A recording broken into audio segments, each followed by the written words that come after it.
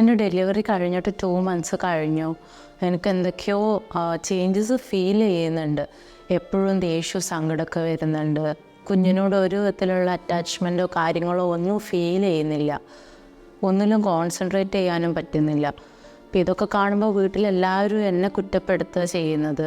അവരാരും എന്നെ മനസ്സിലാക്കുന്നില്ല. എനിക്കെന്തെങ്കിലും പ്രശ്നമുണ്ടോ ഡോക്ടറെ? ഓക്കെ ആയിഷയുടെ കൺസേൺ എനിക്ക് മനസ്സിലാവുന്നുണ്ട്.